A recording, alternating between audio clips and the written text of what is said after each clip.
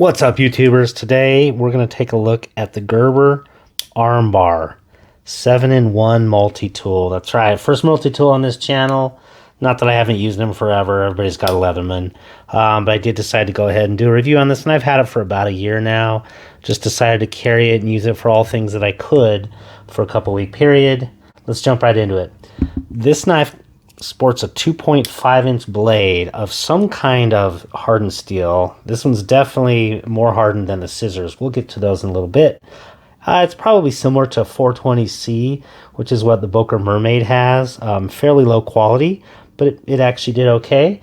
Some sort of hardened steel. It weighs 3.1 ounces and prices at about $33, this entire multi-tool. So that's the blade that you're talking about there. Oh, it is in a classic sheep's foot design, and that actually is one of the strengths of this knife that we'll get to. In terms of kind of like a comparison, I won't say knife, but multi-tool, I wanted to go ahead and get something that was similar in price. So I went ahead and grabbed the Victorinox Swiss Army. This is the Farmer. I did not go with the Farmer X. That one does have scissors. That one would have really outpriced this in a little bit, but also I just knew it would have been a destruction. So I'll be doing a separate full review on the Farmer. But they kind of both are similar in terms of carry, size, number of alleged, tools that it has at its disposal. So let's jump right into this. I'm going to go through them one at a time in terms of the review of each of the little tools in itself, and then I'll actually just be intercutting in there some of the tests that I've done to get those on video so that you can kind of see them. The knife, on the good side, the fact that it does have external deployment and you can go ahead and do it one-handed. I was able to reach in my pocket many times, find it, and then deploy it one-handed and put it away. It's not, fast action or anything. Wouldn't expect that. It is a nice hollow grind on this sheep's foot blade, and I did kind of like that. It keeps it very thin even as it starts to dull out, and this did dull out after probably about a week, but it drops up very easy as well.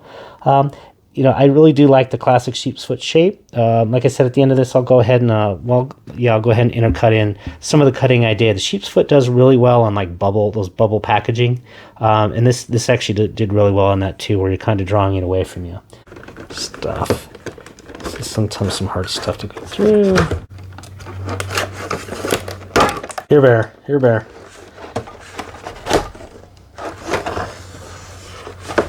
On the bad side, it is a cheap steel, so don't expect this, if you're going to use it, 3-5 times a day, to last beyond maybe a week or so.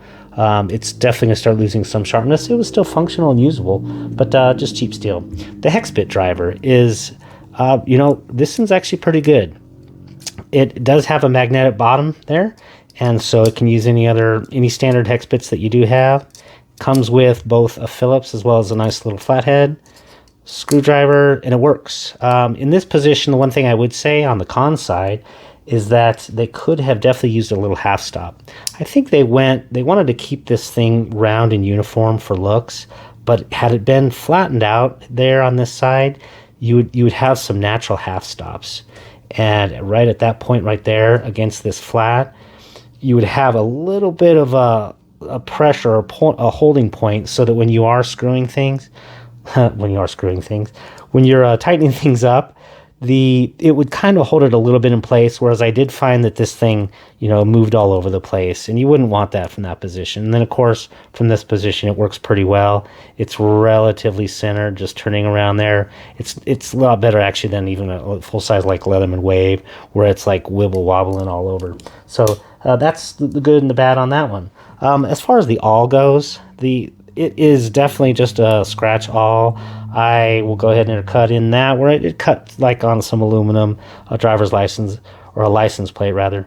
I did try to press through that license to see if it would, without going too hard to where I knew it would collapse on my finger. But again, not having any sort of locking or even a flat mechanism there. This is very loose and free. So again, it could use a half stop, or certainly if you were to wanted to push through something like that, or even just like that, it's going to slide all over. I think otherwise it actually would have worked, where you could have just put it on something and popped it. And if you popped it well, and like I said, then your hands would not be in the path. So Could have made, like I said, I think this entire side, had they really just made some flats right there, it would have helped pretty much everything on there for the most part. So yeah, don't try to use it as a hole punch beyond anything, maybe beyond like some very thin leather, cardboard, something like that. I have every expectation that, yeah, you can see it. Well, I didn't draw the straightest line because I'm using a piece of wood that they're jumped off of. But let's go ahead and see if we can't go ahead and, I don't know if I'll say safely, but see if we can't go ahead and push a hole through this license plate.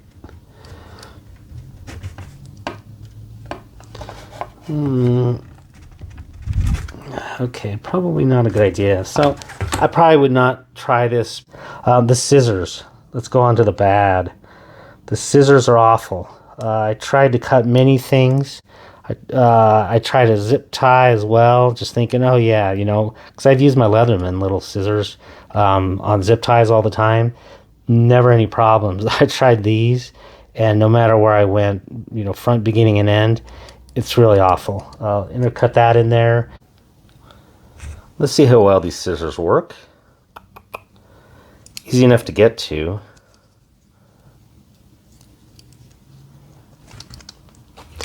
I got a little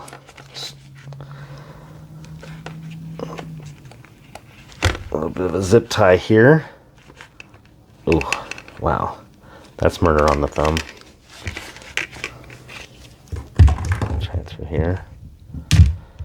Yeah, scissors can be preferable to a knife for zip ties, but boy, oh my,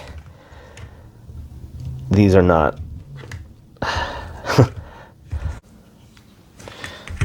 As a quick comparison to the Gerber Armbar, this is my 10-year-old Leatherman Charge. I'm going to try those scissors. They do have a much bigger landing for the thumb, and I'm questioning the sharpness for those for anything much more than like paper or maybe cardboard. I'll have to do some more tests, but let's just see how this one does. Oh yeah. Yeah, see, that's how a proper scissor should work. So the Gerber Armbar, it's a $20 knife or whatever. I'm not expecting it to be fantastic, but a little bit better sharpening probably on those scissors. I think they're essentially just flat. Okay, I had some pretty crummy luck trying to cut zip tie material, even just the small thin stuff, with these particular scissors on the Gerber Armbar. So I'm just going to see if it'll go ahead and do okay on some cardboard, or if it sucks doing cardboard as well. And I can tell you the answer is it sucks doing even just some thin cardboard. Well, let's try a piece of paper. How about a paper towel? Let's see if that will work. Okay. So it'll cut paper towel without destroying your thumb here. But they even had a tough time cutting cardboard. I honestly, if I had to guess, I believe that these scissors are not even a hardened steel. I think it's literally just stamped, cut out metal, because they were quite awful. I didn't try to even sharpen them up. It's not even worth it, because honestly, it's kind of a safety issue at that point in time. Could you try it to use maybe to cut some hair or fishing line or some paper? Yeah, that would probably be fine, but I have other things that could really make that job actually easier. So rather dreadful. The Pry Bar is actually, I like the location. It's on the end of this thing, and it's really nice. For shallow things, it pried really well. Go ahead and intercut in some of those things as well. So of course, if you do not want to pry with your knife, which many people do not want to, and there's many knives that I would not want to, almost all, just a handful I would, but this Gerber Armbar has a nice little pry bar. If you take a look at this thing, it pops out here. And for things like this, where you got these big ass staples, this is one where that one was pretty easy. But these sorts of big staples in boxes, you don't really want to send those through recycling. Those are ones where it's actually just fine to, go ahead and use that. And this thing actually works just pretty good. Just twist and then twist out on that side. So yeah, the pry bar works nice. And but what I did find on the bad side is this one doesn't, because it does not go very deep, it can only pry very, very narrow, shallow things. It can't get in very far. My Gerber Shard which I've carried on my keychain for, geez, probably 10 years or so. That actually goes much deeper and provides basically better prying. So this doesn't kind of help replace the Shard that would be in my pocket. I did say Shard, not something else. We're going to give it a try with that's the pry tool. Let's see if that one will work. It's kind of lame.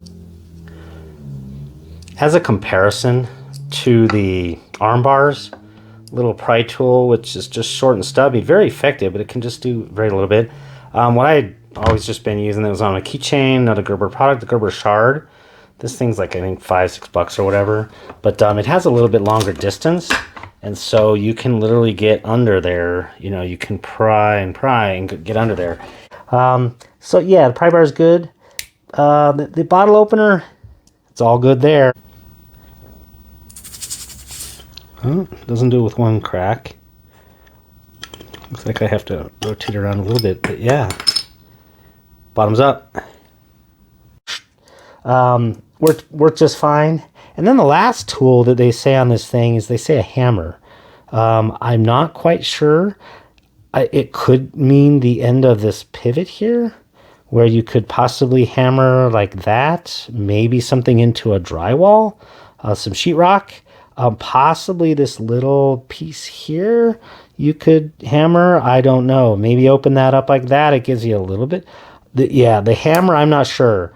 If they're intimating you should like hammer with anything like that, that's not really a hammer. So I'm not sure. That's one I'm gonna have to just like.